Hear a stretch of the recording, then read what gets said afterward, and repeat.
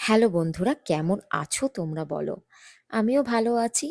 আবার একটা ছোট্ট গল্পের সূচনা শুরু। যদিও বা আজকে শরীরটা ভালো ছিল না, তাহলেও দায়িত্ব, রেসপন্সিবিলিটি, তাই বেরিয়ে পড়লাম। মনে জোর নিয়ে, ঈশ্বরের শক্তি নিয়ে দিনটা শুরু হলো। আর তোমাদের সঙ্গে আমার গল্পনা শুরু হলো স্কুলের পথে রওনা দিয়ে। স্কুল সেরে এবারে ফেরার পালা। আর এখন আমি আমার বরের সাথেই ফিরি, মানে পলের সাথে। যেহেতু ওর টাইম আর টাইম এখন ম্যাচ করে যায়। স্কুলের দায়িত্ব সারতে সারতে আমার ৪টে বেজে যায়।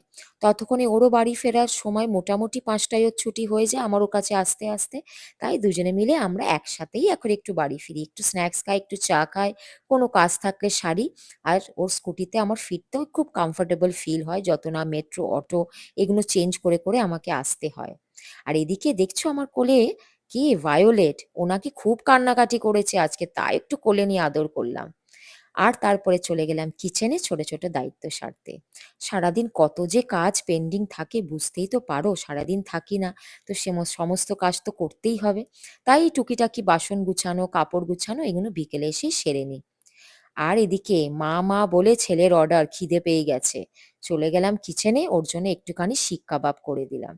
ও আবার এইসব দুধ ওটস বলো, সুজি বলো, চিড়ে বলো, যাই মেনু দাও, মনের মতো মেনু না হলে খেতেই চায় না। ওর আজকে আবদার শিক কাবাব খাবে, তাই একটু এয়ার ফ্রায়ারে অয়েল ব্রাশ করে ঢুকিয়ে দিলাম। যতক্ষণ ওর শিক কাবাব রেডি হচ্ছে, আমার আর পলের জন্য একটু চা নিয়ে নিলাম। চার পে আড্ডা তো বানতা হে বিকেল বিকেল বেলায়।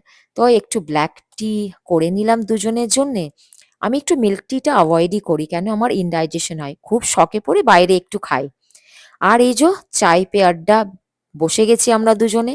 কত রকমের ডিসকাশন থাকে, কত রকমের সারাদিনের কথা থাকে, যে সারাদিন কি করলাম, কিভাবে কাটলো, কত কি প্রবলেম ফেস করলাম, সমস্ত কিছু শেয়ারিং এই চায় পে আড্ডাতেই আমাদের হয়। আর কথা বলতে বলতে চা খেতে খেতে ছেলেরও শিক কাবাব একদম রেডি।